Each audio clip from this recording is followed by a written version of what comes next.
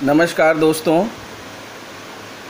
आशा करता हूँ कि अभी तक आपने ध्यान आकर्षण मॉड्यूल और आधारशिला मॉड्यूल का भलीपूर्वक अध्ययन आप लोगों ने कर लिया होगा। तो आज मैं आपके लिए एक विशेष विषय लेकर के आया हूँ, एक विशेष टॉपिक लेकर के आया हूँ और उस पर चर्चा करने चल रहा हूँ। मित्रों, आपने ध्यान आकर्षण शिविर या फाउंडेशन लर्निंग शिविर ये पढ़ा होगा। आइए हम उसी को डिटेल करते हैं कि ध्यान आकर्षण शिविर या फाउंडेशन लर्निंग शिविर क्या है, कैसे करें इसका आयोजन, शिविर हेतु बच्चों का चिन्हांकन कैसे करें और इस शिविर की क्या आवश्यकता है, इससे क्या लाभ होने वाला है। तो मित्रों, आप सभी एक बात अच्छी तरीके से जानते होंगे कि जब भी हमारे विद्यालय में नया सेशन प्रारंभ होता है, हमारे पास जो बच्चे हैं वो अपनी नई कक्षाओं में जाते हैं। कुछ बच्चे बाहर से आकर के विद्यालयों में प्रवेश लेते हैं।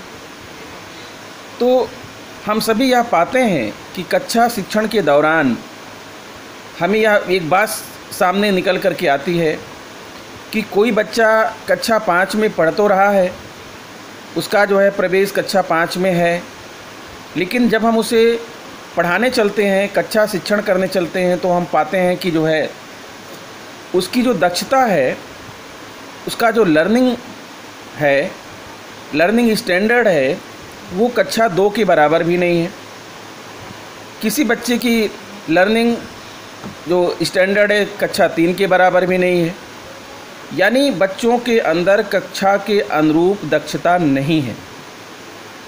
तो हमें कक्षा शिक्षण में बहुत सारी समस्याओं का सामना करना पड़ता है और यही कारण है कि हम लोग जो भी कक्षा शिक्षण करते हैं वो अधिकतर बच्चों को जो है समझ में नहीं आता। उसका कारण ये है कि उन बच्चों के पास उस कक्षा के अनुरूप जो अपेक्षित दक्षताएं हैं, वो दक्षताएं उन बच्चों के पास नहीं होती। तो ऐसे कंडीशन में क्या किया जाए? मान लीजिए कोई बच्चा आता है और कहता है कि हम जो है कक्षा 3 में हम प्रवेश चाहते हैं। आपने उसका प्रवेश कक्षा 3 में कर तो दिया, लेकिन कक्षा शिक्षण के दौरान आप पा रहे हैं कि उस बच्चे के अंदर जो है कक्षा 1-2 की ही अपेक्षित दक्षताएं नहीं है। तो फिर आप उसे कक्षा 3 की कक्षा शिक्षण कैसे करेंगे, 3 की दक्षता उसके अंदर कैसे लाएंगे? तो ये बहुत बड़ी समस्या है। इन्हीं समस्याओं से निपटने के लिए हमारे विभाग ने हमें प्रदान किया है ध्यान आकर्षण मॉड्यूल और आधारशिला मॉड्यूल, जहाँ से ये बात निकल कर के सामने आ रही है कि हमें ऐसे बच्चों के लिए जो है ध्यान आकर्षण शिविर या फाउंडेशन लर्निंग शिविर की आवश्यकता होती है, जहाँ पर हम बच्चों की दक्षताओं का आकलन करते हैं और देखते हैं कि क्या उनकी दक्षताएं कक्षा अनुरूप हैं या नहीं हैं।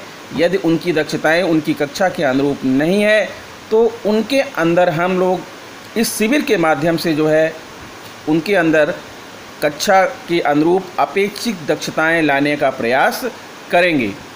इसी शिविर का नाम है ध्यान आकर्षण शिविर या फाउंडेशन लर्निंग शिविर और यह शिविर 50 दिनों के लिए आयोजित की जाएगी। मेनली अप्रैल से लेकर जुलाई तक के बीच में जो विद्यालय थे 50 दिन खुलते थे, 30 दिन अप्रैल और 20 दिन मई में। तो इन्हीं 50 दिनों में हमें ध्यान आकर्षण शिविर को आयोजित करना था, लेकिन इस वर्ष जो है वैश्विक महामारी के चलते विद्यालय बंद हैं, तो ये शिविर का आयोजन अभी नहीं हो पाया है। लेकिन इसका आयोजन तो करना ही पड़ेगा, अभी नहीं तो जुलाई में करना पड़ेगा। जब भी स्कूल खुलेगा हमें इस शिविर का आयोजन करना पड़ेगा और बच्चों के अंदर अपेक्षित दक्षताएं लानी पड़ेंगी। तो आइए देखते हैं जो है कि ध्यान आकर्षण शिविर क्या है और इसका आयोजन कैसे करें, या फाउंडेशन लर्निंग शिविर क्या है, इसका आयोजन कैसे करें। आज की इस वीडियो में मैं आपके साथ इसी विषय पर चर्चा करने चल रहा हूँ। तो आप लोग ध्यान से पूरा वीडियो देखिएगा मित्रों, वीडियो छोड़ के मत जाइएगा, पूरा वीडियो अंत तक देखिएगा, तब आप किसी निष्कर्ष पर पहुँच पाएंगे। तो आइए हम शुरू करते हैं अपना वीडियो।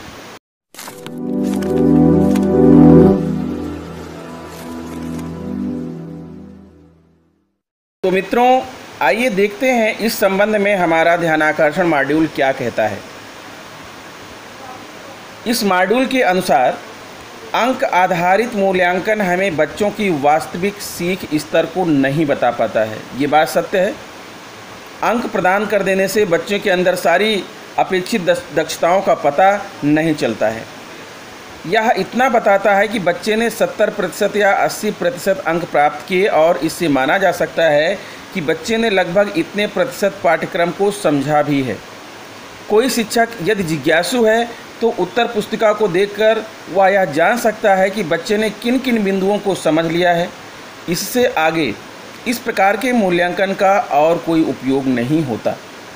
तो इस चर्चा से यह स्पष्ट है कि इस प्रकार का मूल्यांकन बच्चों के अधिगम स्तर के अंतर को समझने तथा इसे कम करने में मददगार नहीं है।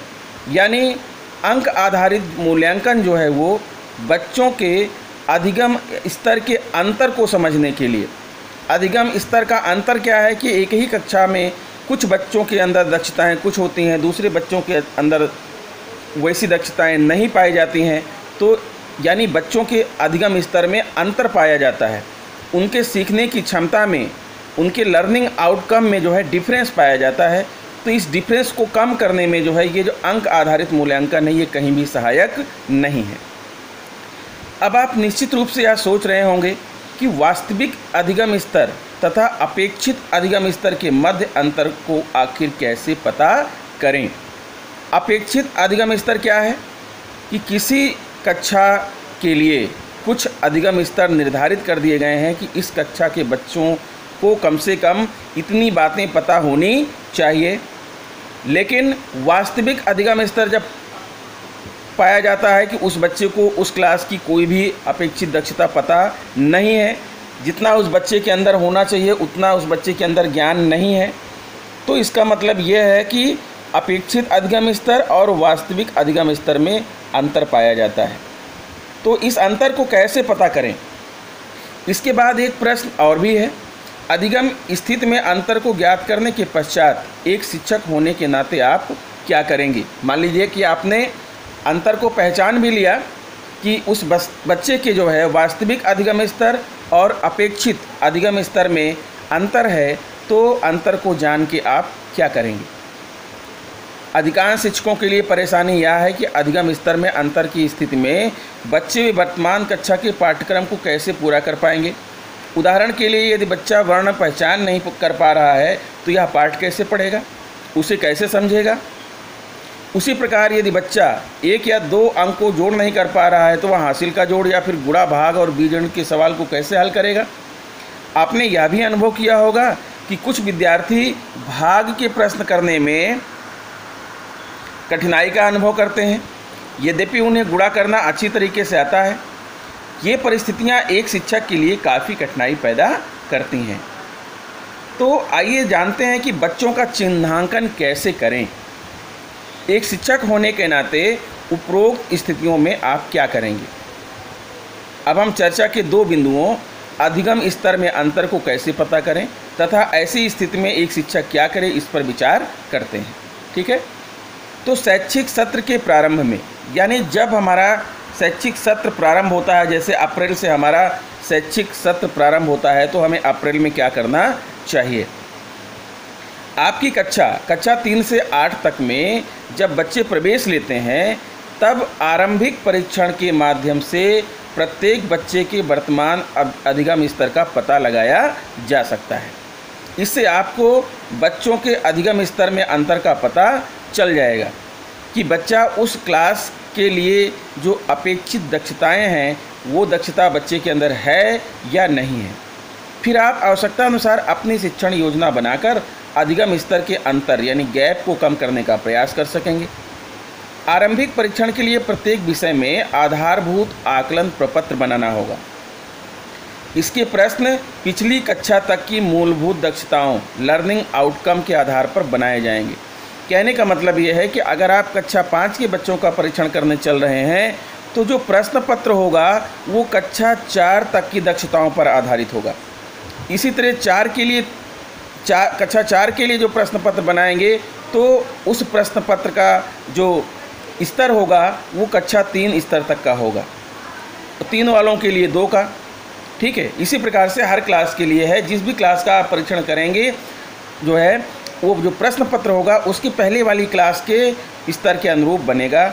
उसके पहले वाली क्लास के जो है मूलभूत दक्षताओं, लर्निंग आउटकम के आधार पर बनाए जाएंगे।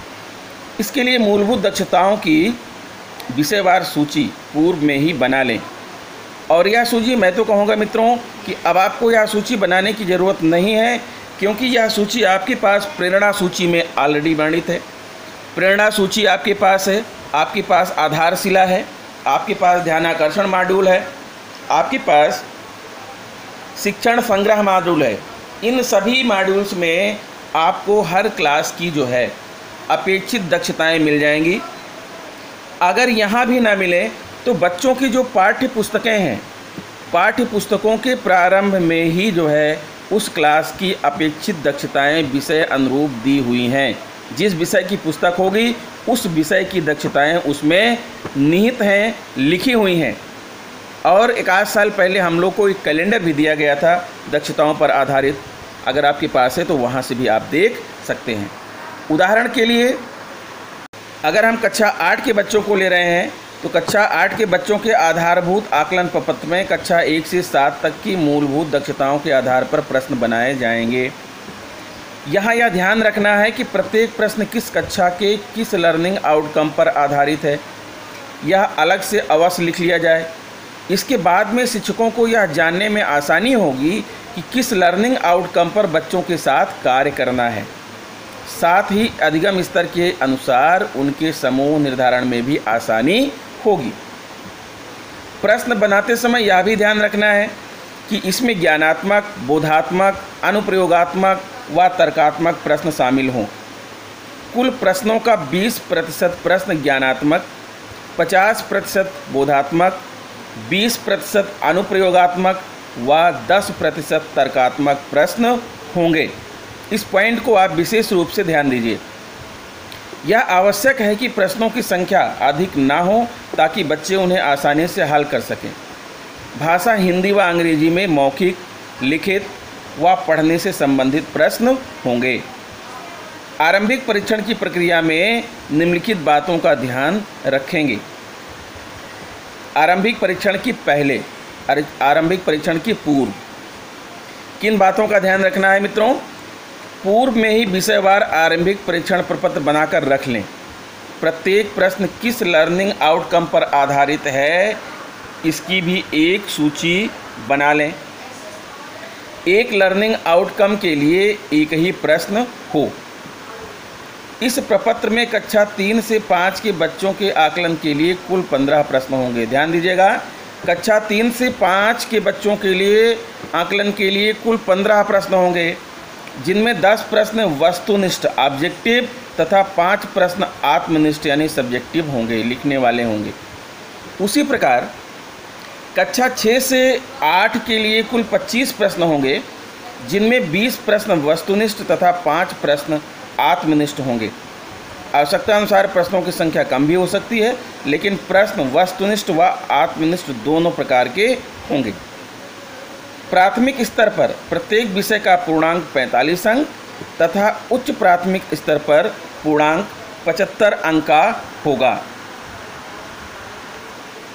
दोनों स्तर पर सभी प्रश्न 3 अंक के होंगे। ध्यान दे लीजिएगा, प्रारंभिक स्तर पर पूर्णांक 45 अंक का है, 15 प्रश्न बनेंगे, 15 × 45, हर प्रश्न 3 अंक के होंगे। इसी तरह जो है 6 से 8 तक के लिए 25 प्रश्न बनेंगे और हर प्रश्न का पूर्णांक 3 होगा, यानी कुल मिला के 75 अंक निर्धारित किया जाएगा। प्रश्न पत्र की कुंजी आंसर की पहले से ही तैयार करके आप रख लें। फिर बात आती है आरंभिक परीक्षण के दौरान। जब आप बच्चों का परीक्षण कर रहे हों उस समय परीक्षण शुरू होने से पूर्व शिक्षक कक्षा के माहौल को हल्का बनाएं ताकि बच्चे सहज होकर प्रश्नों के उत्तर दे सकें। उन्हें यह बताएं कि इसका उनकी वार्षिक परीक्षा से कोई संबंध नहीं है। साथ ही यह किसी प्रकार के शिक्षक का भी मूल्यांकन नहीं है।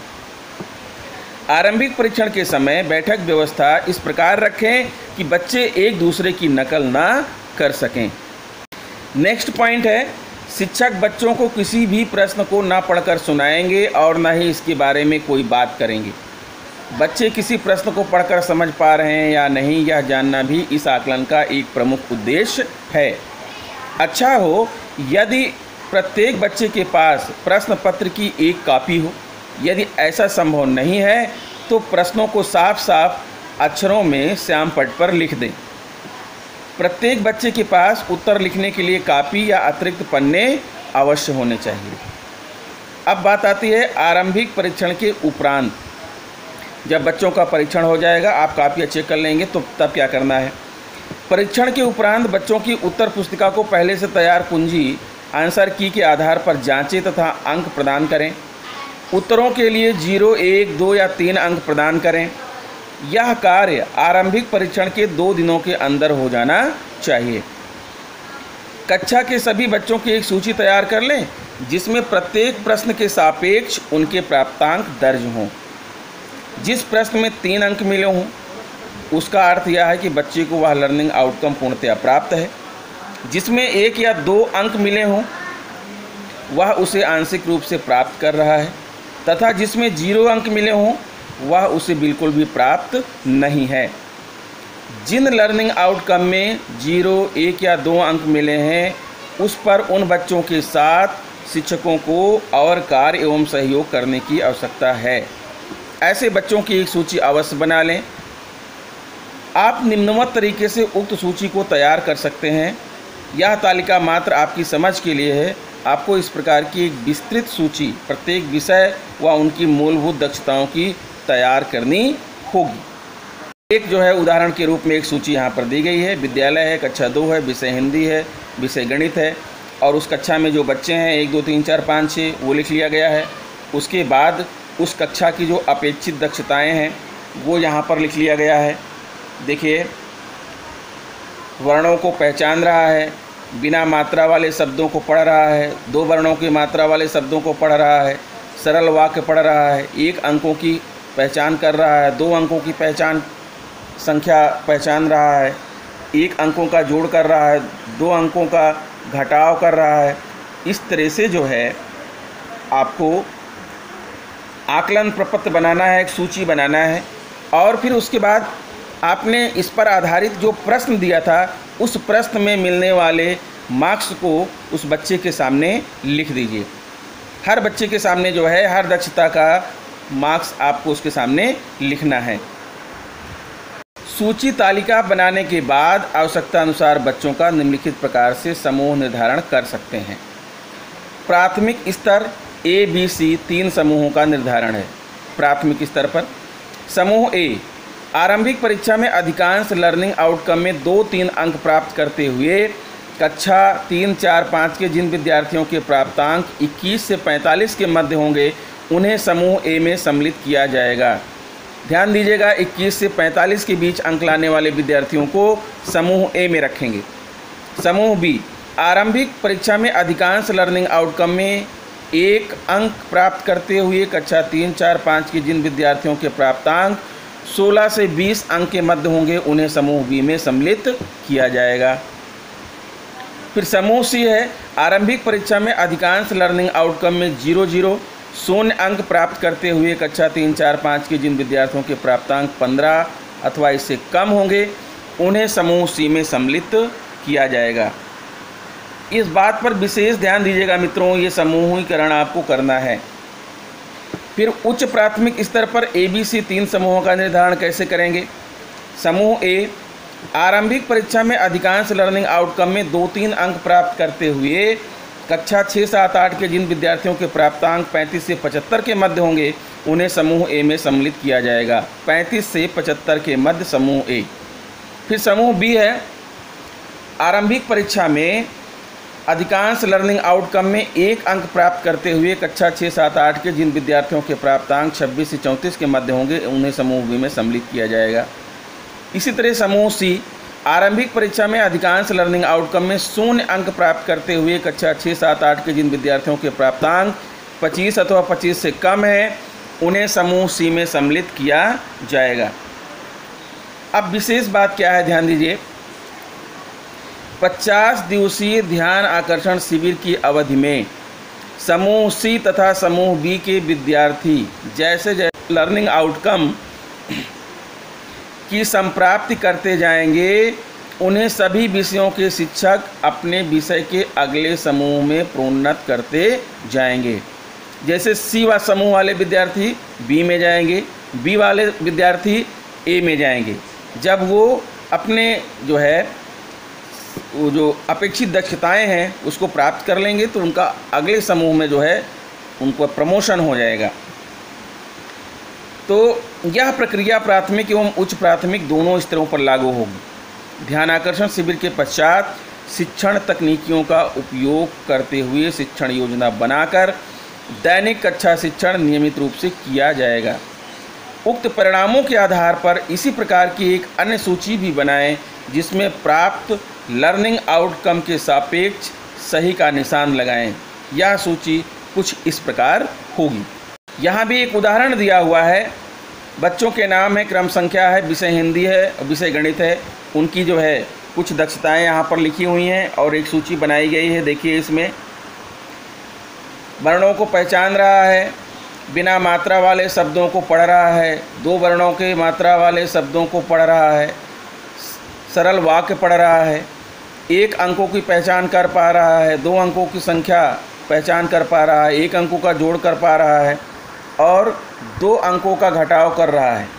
इस तरह की एक सूची आपको बनानी है और इस सूची में आपको परीक्षण करना है। जिस डेट को आप परीक्षण कर रहे हैं उस डेट उस बच्चे के सामने लिख दीजिए, टिक का निशान लगा दीजिए। अगर वह बच्चा इन चीज़ों में प्रवीण हो गया है तो उसके सामने टिक का निशान लगा दीजिए। डेट वाइज किसी भी तारीख को आप परीक्षण कर रहे हैं तो सारे बच्चों का परीक्षण होगा और वो बच्चे उस तारीख को जिन जिन दक्षताओं में प्रवीण हो गए हैं उन दक्षताओं के सामने टिक लगा करके डेट आपको लिख देना है। इस सूची में आप प्रत्येक बच्चे के सापेक्ष उस लर्निंग आउटकम में जिसमें बच्चे ने 3 अंक 100% प्राप्त किए हैं, सही का निशान लगाते हुए उस माह व वर्ष को इंगित कर लें जब आपने यह जांचा कि बच्चे के अधिगम स्तर की स्थिति क्या है। यह तालिका हमें यह बताती है कि विषयवार किन लर्निंग आउटकम पर कार्य करने की तुरंत आवश्यकता है ताकि बच्चा वर्तमान कक्षा के पाठ्यक्रम से तारतम्य स्थापित कर सके। इसके लिए यह आवश्यक है कि आरंभिक परीक्षण के परिणामों के आधार पर शिक्षक एक व्यापक योजना बनाएं। बाद में शिक्षण के दौरान लगभग 50 दिन कार्य करने के पश्चात जब आप पुनः अधिगम स्तर की जांच करें तब इसी सूची में प्रत्येक बच्चे के सापेक्ष उस लर्निंग आउटकम में जिसमें बच्चे ने 3 अंक 100% प्राप्त कर लिए हैं, सही का निशान लगाते हुए पुनः उस माह व वर्ष को लिख लें। इसी प्रकार आप प्रत्येक बच्चे की प्रोफाइल भी बना सकते हैं जिसमें विषयवार प्राप्त लर्निंग आउटकम के सापेक्ष सही का निशान लगाना होता है। तो अब बात करते हैं हम आधारभूत शिविर, ध्यान आकर्षण शिविर। सत्र के आरंभ में ही चिन्हांकित बच्चों के साथ चिन्हित मूलभूत लर्निंग आउटकम पर अगले 50 कार्य दिवस लगभग 2 माह लगातार लगकर कार्य किए जाएं। इसे ध्यान आकर्षण शिविर या फाउंडेशन लर्निंग शिविर कह सकते हैं। इसे कार्यशाला के रूप में भी किया जा सकता है। इससे बच्चों के अधिगम स्तर में अंतर को कम करने में काफ़ी मदद मिलेगी। सत्र के प्रारंभ में ही इस प्रकार बच्चों के साथ कार्य करने का सबसे बड़ा फ़ायदा यह होता है कि बच्चे वर्तमान कक्षा के पाठ्यक्रम को भी सहजता के साथ पूरा करने लगते हैं।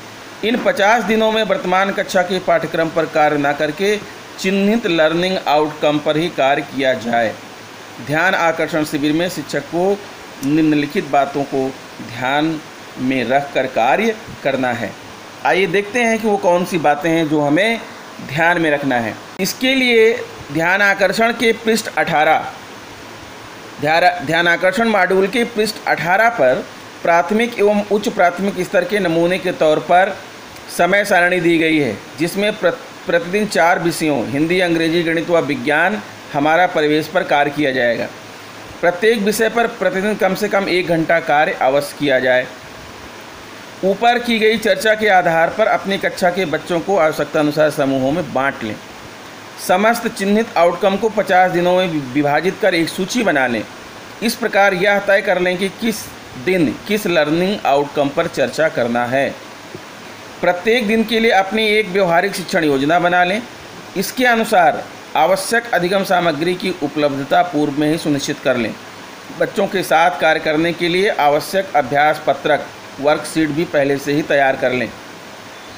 यह ध्यान रहे कि यह एक सामान्य कक्षा शिक्षण नहीं है, इसलिए इसमें शैक्षिक व नवाचारी गतिविधियों का अधिकाधिक प्रयोग करें ताकि बच्चे रुचि के साथ कक्षा शिक्षण में प्रतिभाग कर सकें। इस बात का विशेष ध्यान रखें कि किसी बच्चे में हीन भावना न आने पाए। मित्रों, आशा करता हूँ कि ध्यान आकर्षण शिविर और फाउंडेशन लर्निंग शिविर की मूलभूत आवश्यकताएं, उनकी ज़रूरतें और शिविर का आयोजन कैसे किया जाएगा आप जो लोग समझ चुके होंगे, और इसी के अनुसार जो है आप ध्यान आकर्षण शिविर का आयोजन करें। अगर आपको कोई बात समझ में ना आई हो तो आप पुनः ध्यान आकर्षण मॉड्यूल में जाकर के पढ़ सकते हैं, वहाँ आपको ये सारी बातें लिखी हुई मिल जाएंगी। तो आशा करता हूँ कि मेरा वीडियो आपको पसंद आया होगा, और यदि आपने अभी तक मेरा चैनल सब्सक्राइब न किया हो या मेरे चैनल पर आप पहली बार आए हों तो प्लीज़ चैनल को सब्सक्राइब कर लें, बेल आइकन प्रेस करें और दूसरे मित्रों को शेयर भी करें ताकि उन्हें भी जो है यह वीडियो मिल सके और इसका वो लाभ ले सकें। तो मित्रों, इस आशा के साथ कि आपको जो है यह वीडियो पसंद आया होगा और आप अपना प्रेम और स्नेह बनाए रखेंगे, आज के लिए इतना ही। मिलते हैं नेक्स्ट वीडियो में। नमस्कार।